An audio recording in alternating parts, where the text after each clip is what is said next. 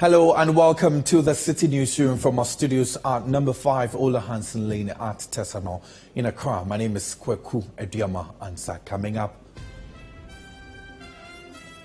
heated argument in Parliament as Member of Parliament Esla Usu Akufo accuses MP Ibrahim Mutala Mohammed of referring to her as practitioner of LGBT activities. I sat here and repeatedly heard Honorable Mutala refer to me as a practitioner of LGBT to the hearing of everyone in this house. I sat here and repeatedly heard him Honorable Minister, shout at the top of his voice and refer to me as a practitioner of LGBT. National Food Suppliers Association continues picketing into day 2, demanding payment of 2 years arrears from Buffer Stock Company Limited. And we are running in excess of a year and a half, almost 2 years, without any payment. For instance, my company, we are also struggling seriously, and we have no option than to also lay off workers, because for about a year and a half, there's no money coming in, we are not supplying. Also coming up, KNUST student in stable condition after suicide attempt. University urges prompt support seeking. Some of the colleagues have managed to restrain him from jumping from the 5th floor. So we quickly had to help him and take him to the university hospital. He was sedated and because he needs to be calm. Still ahead in the bulletin, renovated Kwame Nkrumah Memorial Park unveils new features, receives acclaim. Oh, it's beautiful. For me, I like the way his achievements, who he was, everything has been outlined. So even without a tour guide, you have a fair understanding of who he was and what he did, and what he stood for. So I think it's beautiful. I think it's nice. But we should be able to preserve this. That's the only thing. We should be able to preserve this. I shouldn't come here next year and see faded pictures, things falling apart. That would not be, And later on CNR Business.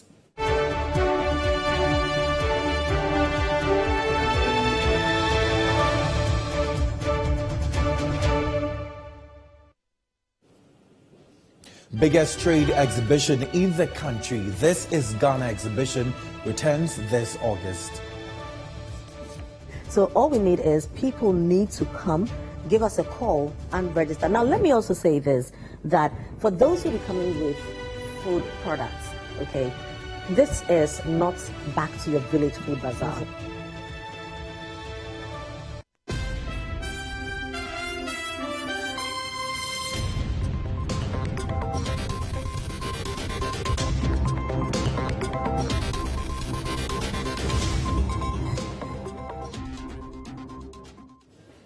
Let's begin our bulletin from the House of the Legislature, because there has been a heated argument on the floor of Parliament after the Member of Parliament for Ablekuma West, Esla Usu Akufo, raised concerns about how she has been referred to as a practitioner of LGBT activities by the Member of Parliament for Tamale Central, Ibrahim Mutala Mohammed.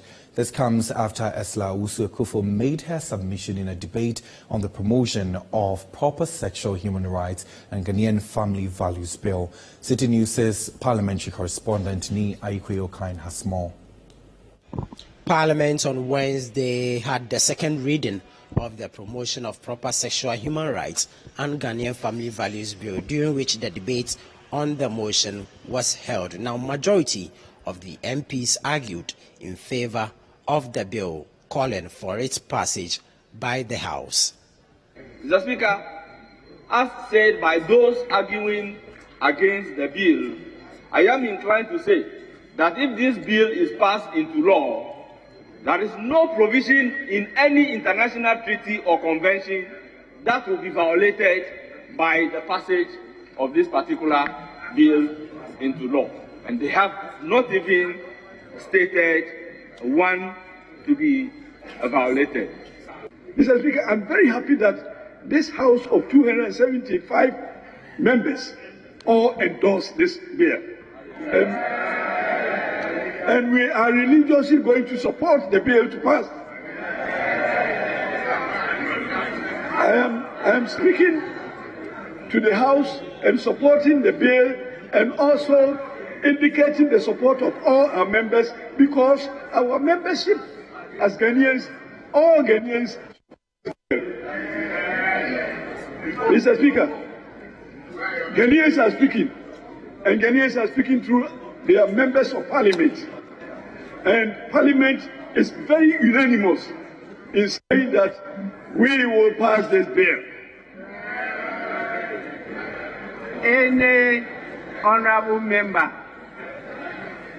who disagrees with the submissions just made by the Honorable and the Apia Kubi, that all the 275 are in support of the bill. Anybody who disagrees, be on your feet and I will recognize you.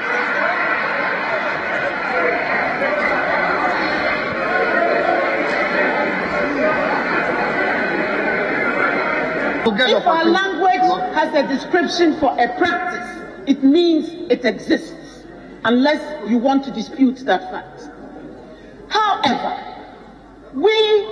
I am not interested in what anybody does in the privacy of their own home, in what any sexual activity anybody indulges in the privacy of their own home, homosexual or heterosexual.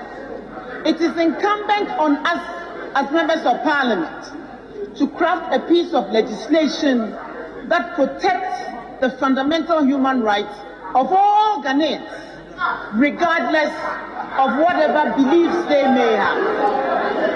For the avoidance of doubt and for the information of all Ghanaians, oral sex, anal sex, regardless of whether it is between man and man, or woman and woman, is illegal under our law.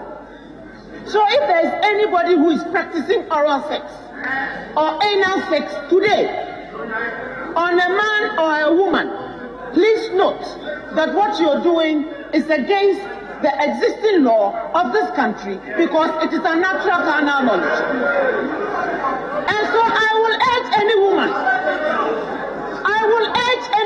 any young girl who is being subjected to any such practice under the guise of heterosexual sex, to know that what she is being asked to do is against our law, and to seek help from the police to stop that act from happening. Mr. Speaker, oral sex is a natural carnal knowledge. Anal sex is a natural carnal knowledge. Use of sex toys is a natural carnal knowledge, whether you do it on a man or a woman. And we need to recognize that and enforce the law of the land as it stands today. Mr. Speaker, let us serve notice. Let us serve notice, Mr. Speaker, that Honorable Ahia, for his submission, said in 50 years there will be migration. Well, he doesn't need to wait 50 years. It's happening today. He says they will be extinct. In fact, extinction comes when they lack people. Currently, most of the Western countries are attracting our finest brains here and offering migration programs to bring people in there because their workforce has been depleted. They have an overage population. Because, Mr. Speaker, like it is attributed to Robert Mugabe, if you put two men in a room and give them 12 months to produce as an offspring, they cannot produce an offspring. And so, Mr. Speaker, we will continue to stand here. But let me use this opportunity, Mr. Speaker, to celebrate Mr. Speaker, who has been a stalwart and a bastion for this bill. But for Mr. Speaker, this bill would most likely have been killed. Mr. Speaker has stood his ground and ensured that this bill has come this far. And I want to use this opportunity with the support of my colleague members of parliament, since we all support this bill, to serve notice to the Western powers that we have taken judicial notice of what they have done to the Speaker of Uganda. After Uganda passed the bill, the sanctions on the Speaker of Uganda's parliament and on the sponsors of those bills. We will serve notice as well that if they replicate same with our Speaker and members of Parliament, we will also take action against their business interest in our country, because they serve in this country and make money from here and take back home. They cannot hold us to ransom. However, an argument ensued between the Member of Parliament for Ablekuma West, Esla Usuekufo, and the Member of Parliament for Tamale Central, Ibrahim Mutala Mohammed, over concerns raised by Esla Usuekufo that she had been referred to as a promoter of LGBT activities by the MP for Tamale Central. I sat here and repeatedly heard Honorable Mutala referred to me as a practitioner of LGBT to the hearing of everyone in this house. I sat here and repeatedly heard him Honorable Minister, shout at the top of his voice and refer to me as a practitioner of LGBT. And every single last one of you is behaving as if you didn't hear it. And if in response to that I say he is mad, it is only a madman who will refer to his colleague in this house as a practitioner of LGBTQ. When you haven't seen me having sexual intercourse with your wife or your daughter or your mother. Honorable Minister. When you haven't caught me having sexual intercourse with your wife or your daughter or your mother. Honorable you Minister. Sit there and refer to me in those terms. In those terms. Honorable Minister. And we call ourselves honorable members of this house. When you all hear it and pretend that suddenly you've lost your sense of hearing. Honorable Minister. Mr. Speaker. Yes. If the hazard comes and whatever statement you think I said is in it. Honorable Mutala, I heard it myself. That is why I am. Mr. Speaker, at the time you think I said something, this honorable member also said certain things. What did she say? What did she say? Honorable Mutala. She said a man. She said that. Honorable Mutala. She said that, Mr. Speaker. You do your withdrawal. I know.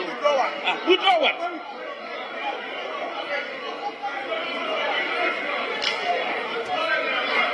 Honorable members, are you allowing me to control the House?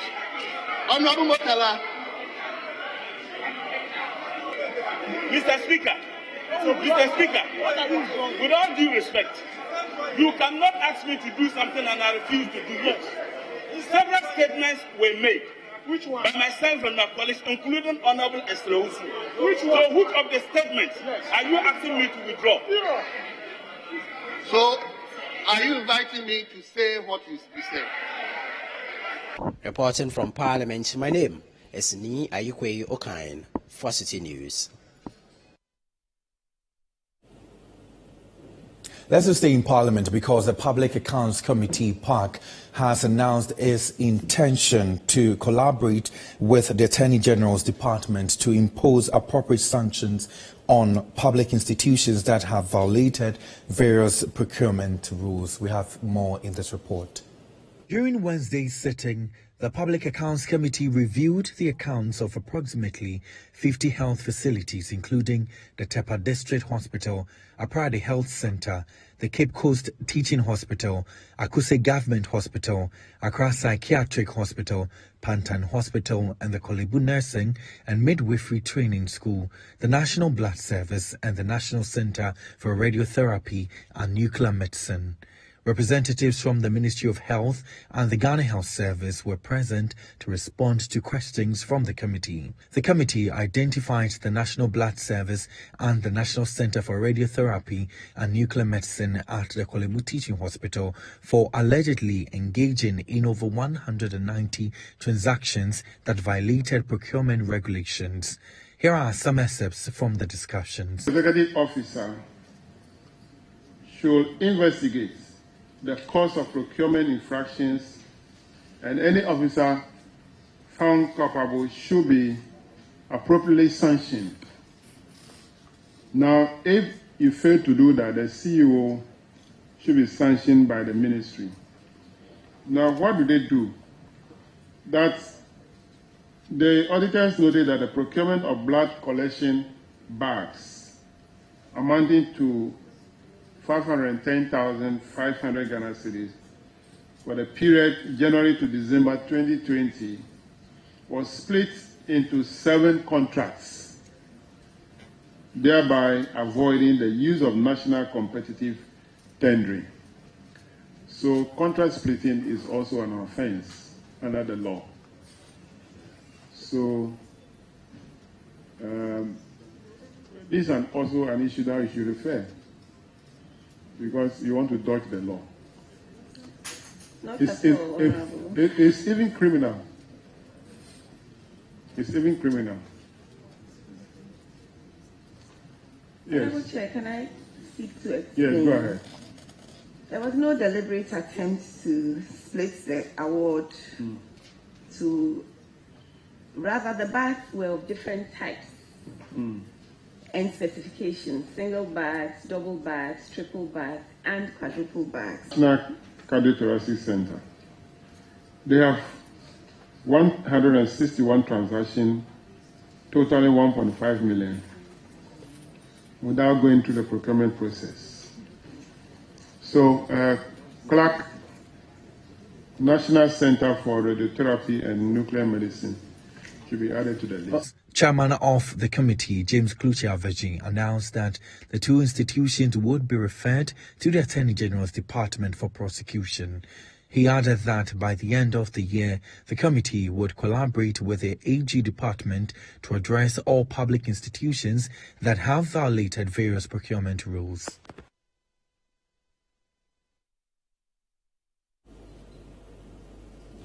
Now, the picketing by members of the National Food Suppliers Association has entered day 2, with many still protesting against the delay in the payment of supplies made several months back. The aggrieved workers began their protest on Tuesday, with some spending the night at the place, defying all conditions. The suppliers, who number about 275 in total, are demanding the payment of 2 years' arrears owed by the Buffer Stock Company Limited for food supplies made to some senior high schools. There's more in this report.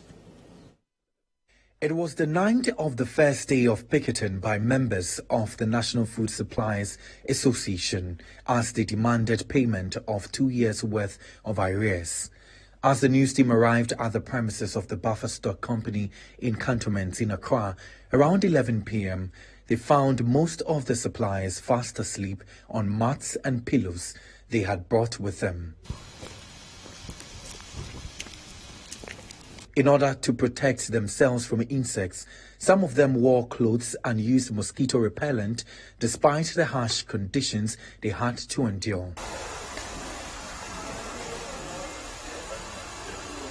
The spokesperson of the association expressed his belief that his members had been treated unfairly. Government.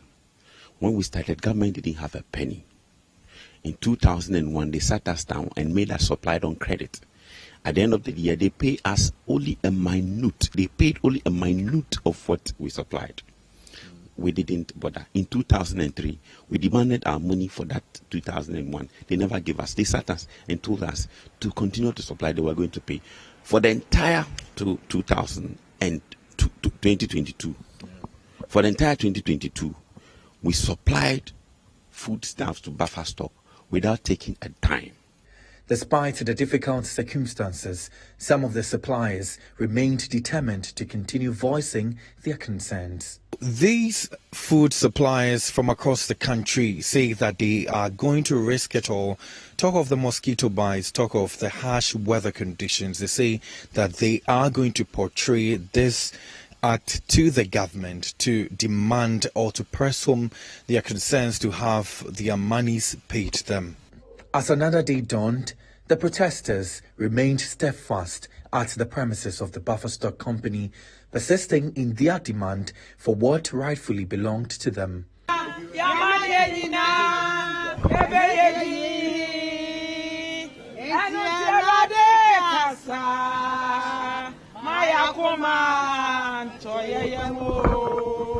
Shortly after, one of the suppliers received a call from a debtor who threatened legal action against her.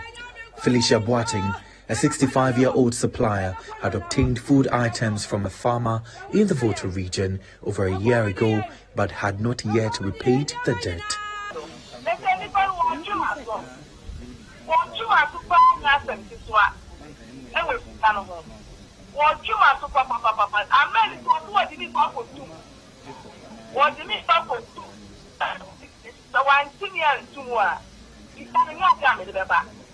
Now we are there no watch what we are there no watch what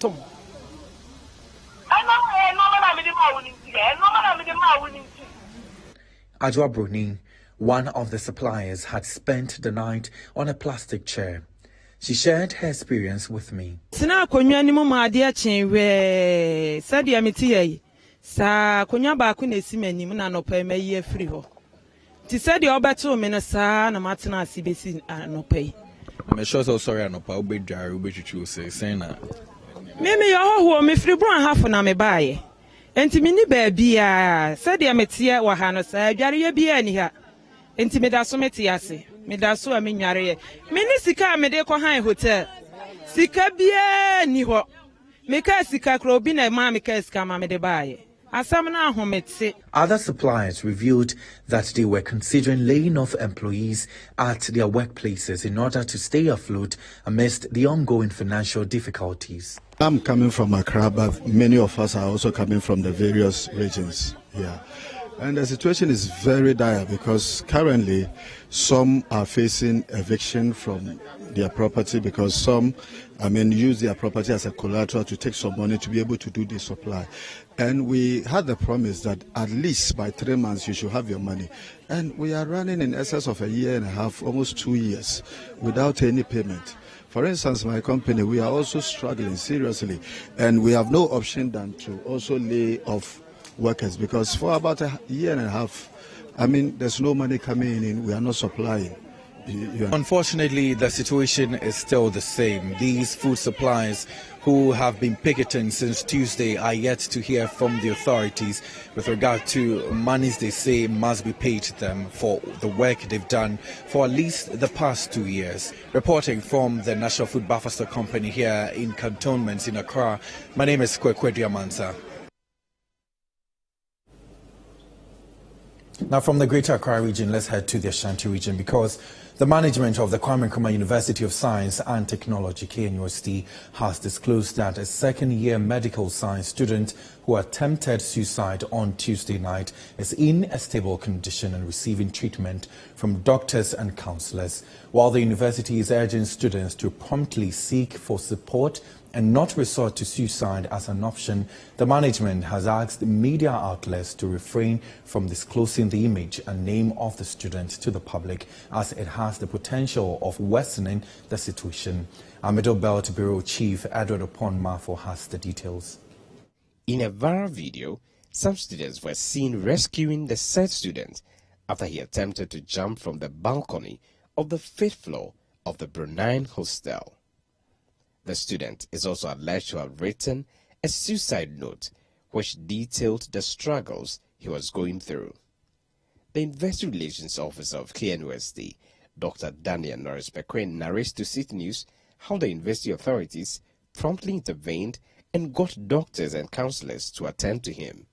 I think it is a kind of like a suicide note, but the content we need to authenticate and see whether he actually is the one who uttered those things, and then the necessary remedy will be made available to him. Yeah. So yesterday at about 8:30 thereabout, PM, we had a distress call from one of our hostels on campus with the Brunei Hall or Brunei Hostel of an attempted suicide. So the university quickly deployed counselors, Directorate Affairs personnel, and then the university hospital staff, some doctors, including the security personnel, to go there and see. And so by the time we got there, some of the colleagues have managed to restrain him from jumping from the the 5th floor.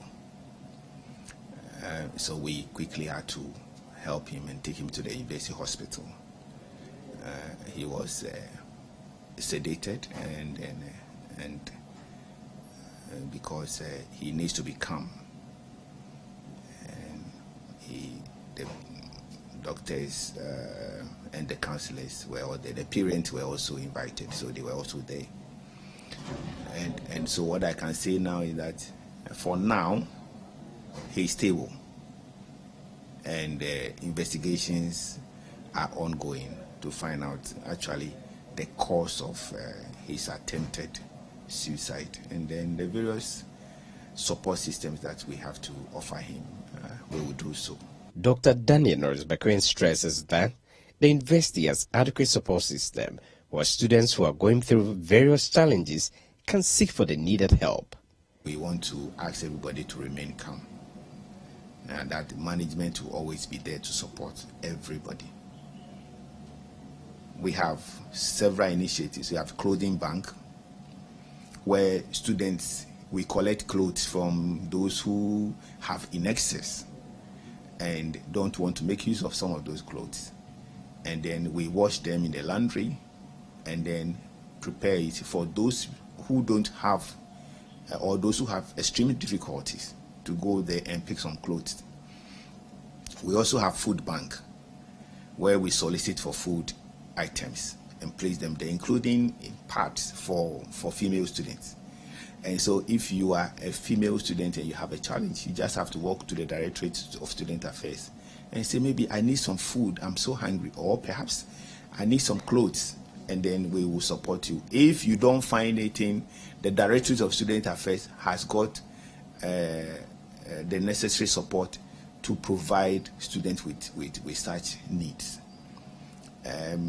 If it is academic issues, the counselors are there, if it's in need.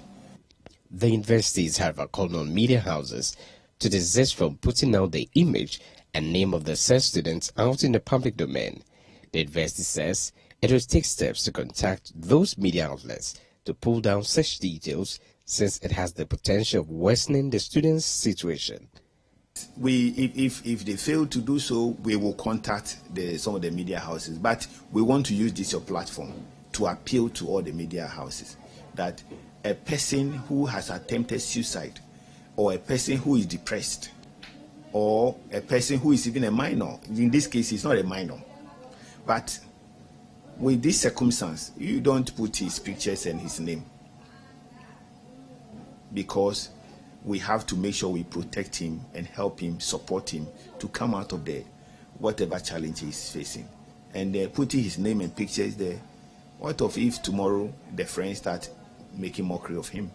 The management of the Kwame Nkrumah University of Science and Technology wants students and other faculty members who are facing various issues to seek help as early as possible. For Citi News, I'm Edward Oponmafo, KNUST, Kumasi.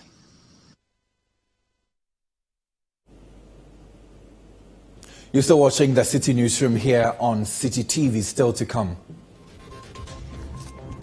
Renovated Kwame Nkrumah Memorial Park unveils new features and receives acclaim. We have details of this and other stories coming up shortly. Please do stay.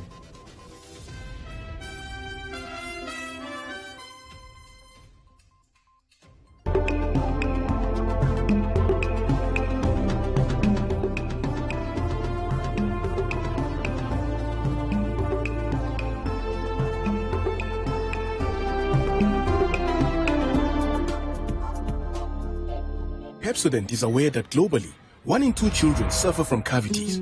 That's why by giving her Pepsodent, you're not only protecting her teeth, but also helping her grow up and thrive at every stage of her life with a healthy and confident smile, so she can succeed and achieve all of her dreams. Because every smile matters.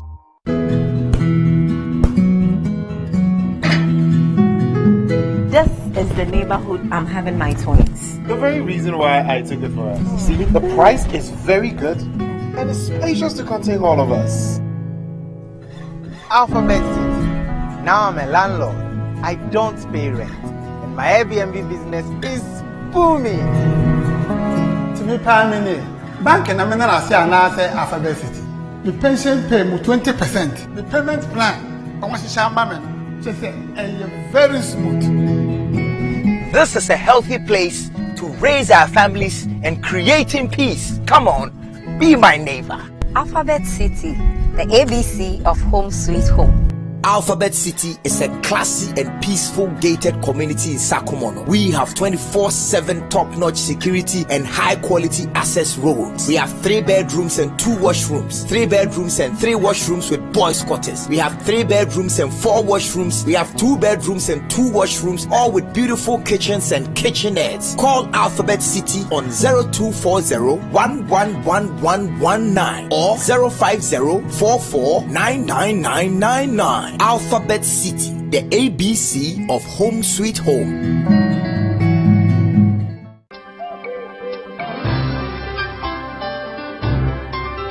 Oh, today he has been extra sweet, and the way he looks at me. I have done everything by the book. It's on. Hey, but I have to get some condoms, Charlie.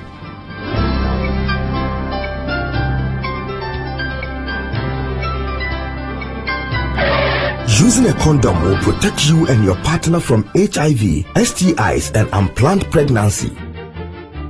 Condoms are an effective way for protection against HIV infection. Don't take risks. Use a condom every time.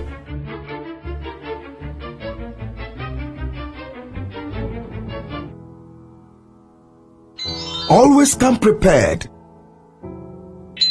This advert is brought to you by the Ghana AIDS Commission and Ghana Health Service.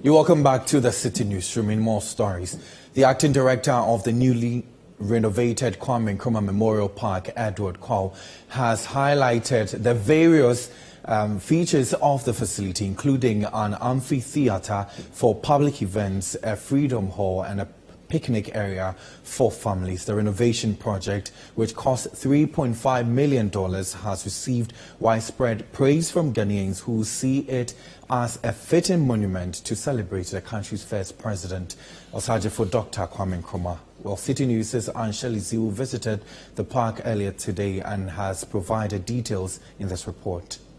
Situated in the heart of Accra, the capital city of Ghana, directly opposite the Supreme Court of Ghana, the Kwame Nkrumah Memorial Park has long been a popular tourist destination for both Ghanaians and foreigners interested in learning about the life and legacy of the country's first president.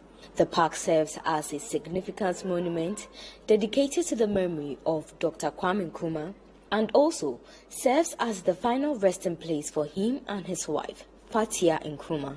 Unfortunately, over the years, the facility has fallen into disrepair due to neglect and lack of maintenance.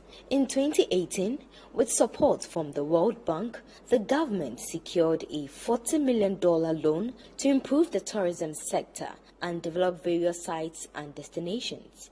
In July 2022, the Minister of Tourism, Arts and Culture initiated the rehabilitation and redevelopment of the Kwame Nkrumah Memorial Park at a cost of $3.5 million. The primary objectives were to preserve its historical value, increase visitor capacity, and enhance service delivery. The renovated facility now boasts of a reception area, a presidential library, a restaurant, a gift shop, and other noteworthy additions and improvements. When you enter the Kwame Nkrumah Memorial Park reception, this is the first thing you are met with, this beautiful setup here, giving you some trees and plants that are indigenous in Ghana here. Just a beautiful setup here made up of trees and plants set up here. I really don't know if they are fake or they are real, but there's a beautiful setup here. But significantly is some cocoa that has been displayed here. Significantly, you'd agree with me that cocoa is part of our major export here in Ghana, and it's here on display probably for people who have not seen cocoa before, and when they come here they can also have a look and a feel of cocoa. Also, we have some palm nuts here as well displayed here, very beautiful palm nuts displayed here. Come to this side, you see the car of Dr. Kwame Nkrumah, a car that he was using, beautifully displayed here as well, and it's been corded off, so that people will not touch it anyhow. So to my right, you would have the reception and the ticket area, where people or tourists who come here would be billed. That is when they start billing people for coming here. So you would have the receptionist, the table here, and then the ticket booth also nicely set up here. Also in this reception, we are told has some offices for staff of the Kwame Nkrumah Memorial Park. So we have the conference room set up at the top there. We have the director's office set up at the top there as well, and other offices set up here beautifully. Also, when you get to this side of the reception, you get to see a gallery of Dr. Kwame Nkrumah displayed here. We also have some TV displaying some events and some ceremonies he was in. So you have a gallery of Dr. Kwame Nkrumah beautifully displayed here. The upgraded fountain, accompanied by captivating visuals and synchronized music, provides a mesmerizing experience for all visitors. Additionally, the museum has undergone significant expansion, offering more gallery space and state-of-the-art audiovisual capabilities. When you get into the Memorial Park, you are met with the statue of Dr. Kwame Nkrumah. However, it doesn't have a head and it doesn't have an arm, and some pieces have broken off or they are not in place. However, there's this plaque here that explains why the statue is in this state. This building behind me is the museum.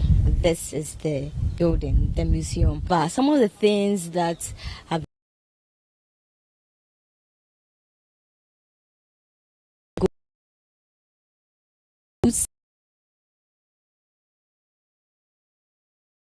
walking sticks he was using, his sofa, his clock, his table where he used to work, and his telephone.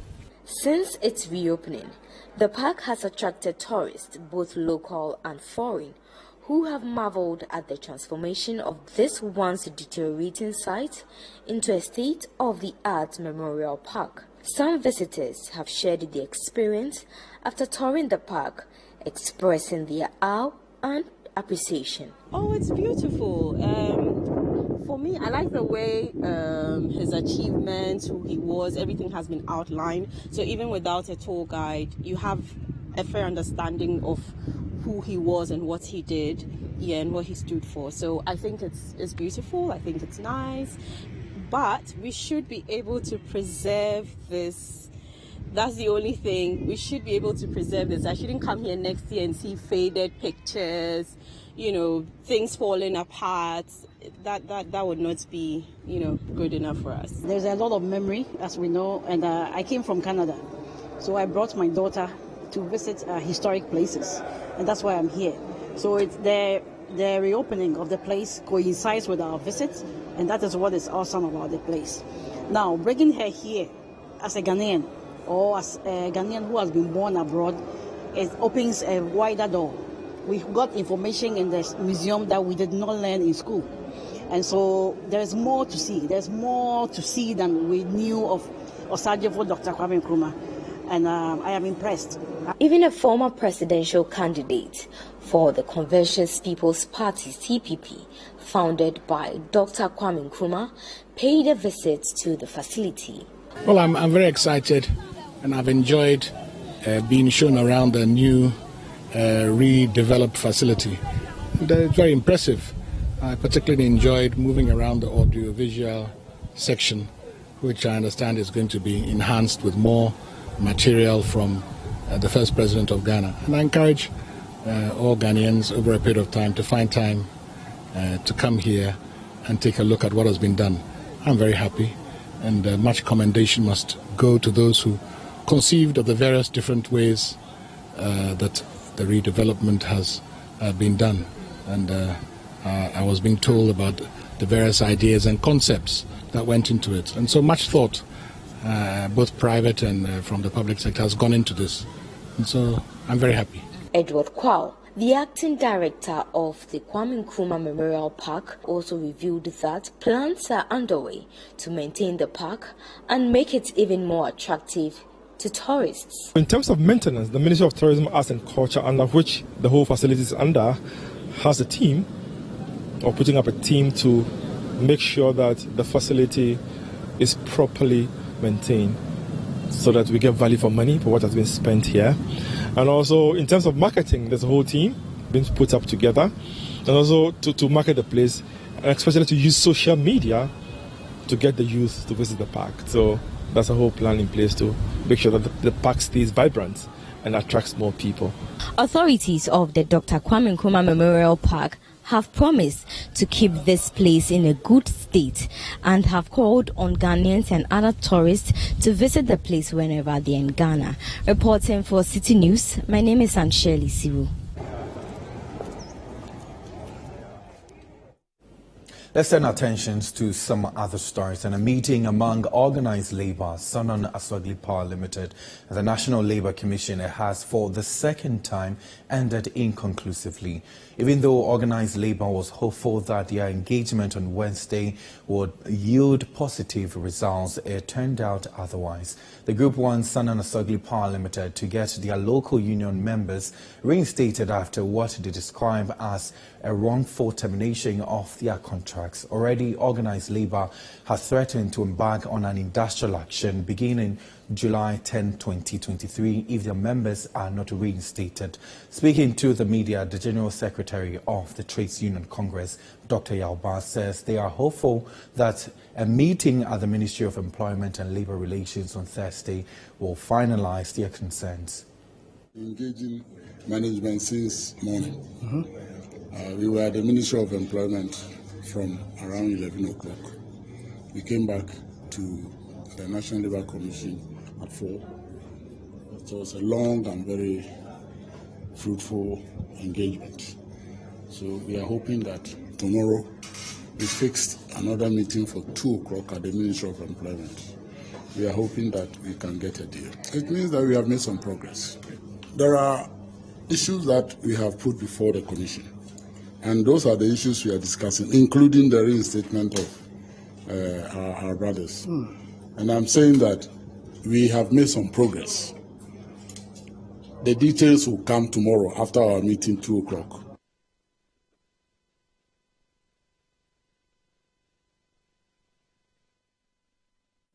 You're still watching the Citi Newsroom here on Citi TV with me, Kweku Ediama. Answer still ahead. Vetting of flag bearer hopefuls continues on Wednesday with 3 more aspirants going through the process. We have details coming up shortly. Please do stay.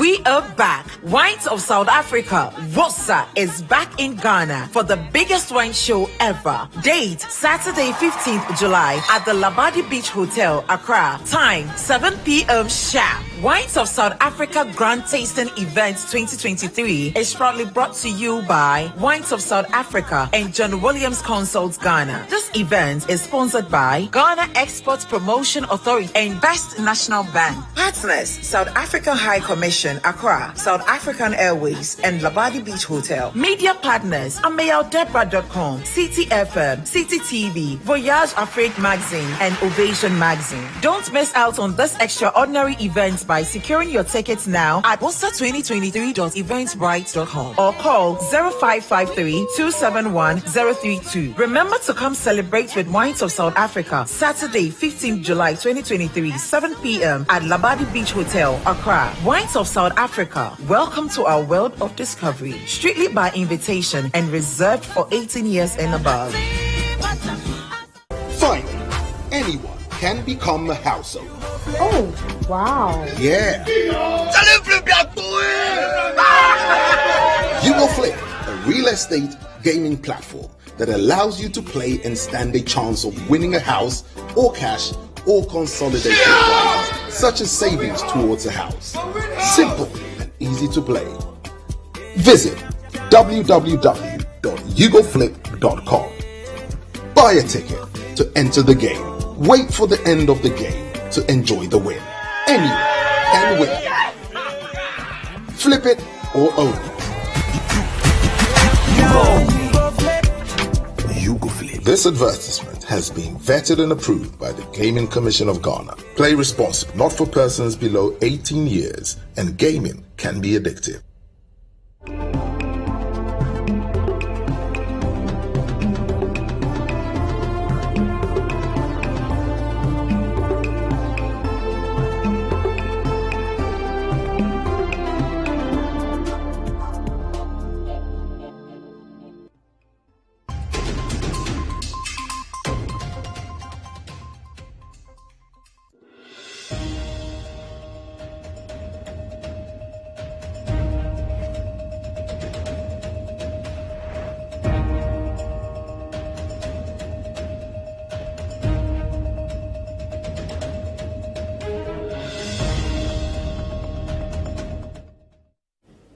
You're welcome back. In more stories, the vetting of flag bearer hopefuls continued on Wednesday with 3 more aspirants going through the process. This brings the total number of vetted aspirants to 9. Former Trades Minister Dr. Kofi Konadu Apraku, former Greek Minister Dr. Owusu Afriyie-Akoto, and the Member of Parliament for Esikado Ketan Joe Gate were the aspirants to face vetting on Wednesday. The vetting, which forms part of processes leading up to November's National Delegates Congress, entered day 3 on Wednesday. 6 aspirants, including leading candidates Dr. Mahmoud Baumia and Alan Trematin, had already undergone the vetting process before Wednesday's activities. 3 more were expected to face the Okwe Committee on Wednesday. First to appear before the committee was a former Trade Minister, Dr. Kofi Konadu Apraku. Dr. Apraku, who contested to lead the party in 2007, has been touting his experience in economic management and policy making. His time with the committee lasted for a little under 2 hours. Next to appear before the committee was a former Agric Minister, Dr. Owusu Afriyie-Akoto, who has been campaigning to restore Ghana's economy through agriculture, spent about an hour and a half with the vetting committee. He told reporters about how well his message has been received by delegates of the party. We started Greater Accra, and the reception has been wonderful. Really, really good. We'll continue tomorrow in Central Region. Then we go to Eastern Region, Ashanti. We're doing of the regions. Not necessarily finishing every region before moving to another region. It's amazing. The message is going very well with the delegates.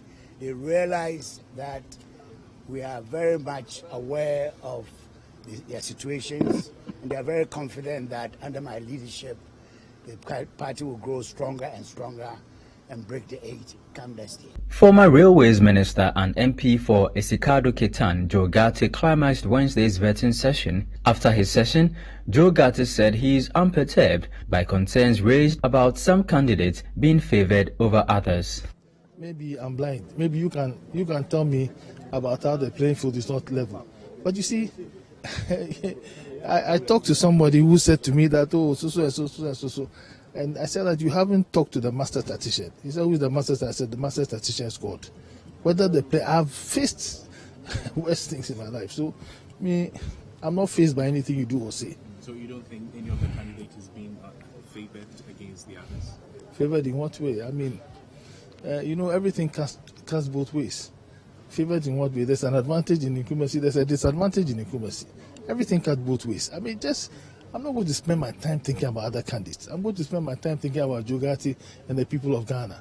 I'm going to spend my time thinking about what will happen if, by God's grace, on January 7, 2025, I'm sworn in as President of Ghana. The Member of Parliament for Esikado Ketan, the Honorable Jogati, has just finished with his vetting. He just left their premises. That brings the number of flag bearer aspirants who have been vetted by their party to 9. Tomorrow, July 6th, which is the last day for the exercise, we're expecting the former MP for Mampong, Francis Adenimo, to take his turn with the vetting committee. And then later on Monday, we're expecting the committee to produce its report. My name is Charles Osukumi. I've been reporting for Citi News from the NPP's campaign office here in Accra.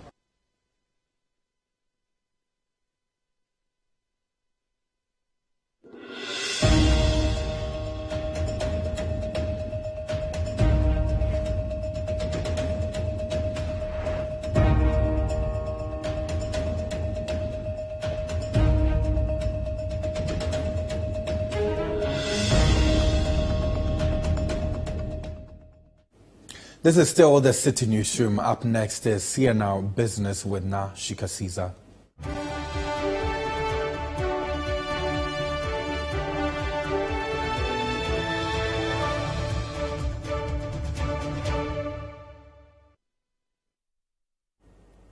Hello and welcome to CNR Business. My name is Nashika Caesar. So our first story, the Executive Secretary of the Chamber of Petroleum Consumers, COPEC, Duncan Amwa, has commended the National Petroleum Authority, NPA, for their decisive actions in curbing the operations of illegal petroleum outlets. According to Duncan Amwa, these illicit activities not only jeopardize the safety of consumers, but also pose a significant threat to the surrounding communities. Here are further details. In recent developments, the National Petroleum Authority, NPA, undertook an operation in the Upper East region to crack down on 16 unauthorized petroleum reseller outlets, commonly known as Gao Gao. The NPA observed that these outlets lack the necessary safety measures and infrastructure required for the proper handling and storage of petroleum products.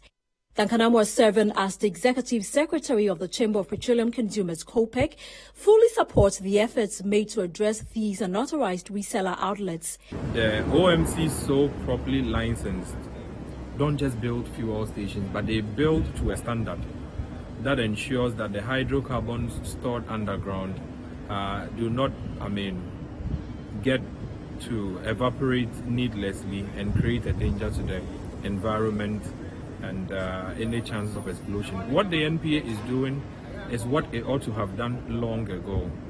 Unfortunately, in the past, the argument has been that some communities do not have properly sited filling stations, and there are people who would still need hydrocarbons. So it was a chicken and egg. You need to probably close a blind eye to something so that people do not also have to commute for tens of kilometers just to buy petrol. But as development is catching up with all those places, it becomes incumbent on the NPA to ensure that those operating illegally are clamped down upon. And we support them 1,000% for doing what the Act 691 enjoins them to do. Secondly, those who operate illegally, it is difficult to track and trace taxes, because what they are selling is not what has gone through your ERDMS system that will record how much the OMC has lifted, so you need to pay taxes on them. And so even for finance-wise, it is prudent that the NPA would clamp down on them. Duncan Amwa further calls upon the NPA to broaden the scope of the operation, encompassing urban areas due to the heightened safety risk posed by Gao Gao resellers. It is not only in the upper regions that the Gao Gao guys operate. when you come here to Accra, the Tor Enclave, some guys have been selling petrol in yellow gallons and blah blah. Of course, people will be able to go there and access cheaper fuel. But as to whether the product is clean enough, one for your engines, whether they are even safe enough, considering that there are strategic investments in that enclave.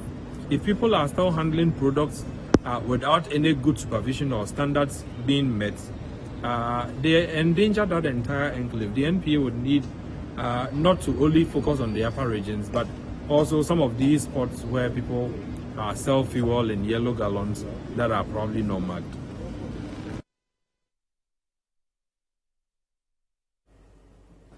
Now, Societe Generale Ghana PLC recorded a 109 million cedi profit after tax for the year 2022 as compared to 184 million cedis recorded in 2021. This represents a decrease in the profit margin of the bank. This comes on the back of the implementation of the domestic debt exchange program by the government, which led to a general decline in the profitability of the banking sector in Ghana. Speaking of the facts behind the figures series organized by the Ghana Stock Exchange in Accra, the managing director of Societe Generale Bank PLC, Hakeem Huzani, highlighted the overall performance for the year 2022. This 2022 difficult year to generate respectable profit, not the same than the one of 2021, because obviously, once again, we have, and you will see in the figures that there is particularly one topic or one line which has largely increased, which is the net cost of risk. Even if we have been absolutely and very globally prudent in our policy, whatever, we still had a net cost of risk which increased by from 33 to 285 million on year-on-year basis. But at the same time, we have our operating income increased by 26% and our operating expenses by 9%, with all in all a profit before tax which was at 168 million compared to the 282 of last year, and a profit after tax at 109 million compared to 184 million. Now, the biggest trade exhibition in the country returns this August. Hundreds of exhibitors are expected to gather to showcase indigenous products and services at the annual This Is Ghana exhibition by Citi TV and Citi FM. Here's more. The two-day event is scheduled for August 26 and 27 at the Accra Metropolitan Assembly. The fair will see the assembling of local SMEs, startups, homegrown businesses, innovations, and indigenous corporate bodies for the thousands of patrons. Here is Head of Events and Partnerships at Citi FM and Citi TV, Frema Edu Name, speaking about this year's expo. At the Accra Metropolitan Assembly. Now, if you want to be part of This Is Ghana, all you have to do is to give us a call, 0205-973-973. You can find the details on your screens. It starts at 9 a.m. daily. 9 a.m. So 9 a.m. you have the luxury of a full day and another, to go around to tell. Look, there's no way you can be at This Is Ghana exhibition and you will not find what you're looking for. True. From cars to fabrics to machines to services to anything. Look, we had local banks coming in to give advice to startups and even already established businesses. And this is what I mean by we have so much to offer. Right. Okay, so all we need is people need to come, give us a call and register. And that's it for CNR Business. My name is Nashika Caesar.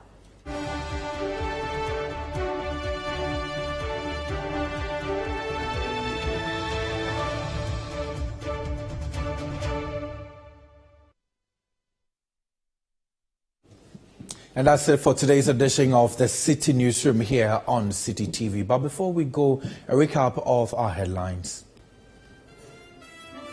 Heated argument in Parliament as MP Esla Osu Akufo accuses MP Ibrahim Murtala Mohammed of referring to her as practitioner of LGBT activities. National Food Suppliers Association continues picketing into day 2, demanding payment of 2 years arrears from Buffer Stock Company Limited. KNUST student in stable condition after suicide attempt. University urges prompt support seeking. Renovated Kwame Nkrumah Memorial Park unveils new features and receives acclaim. For more news.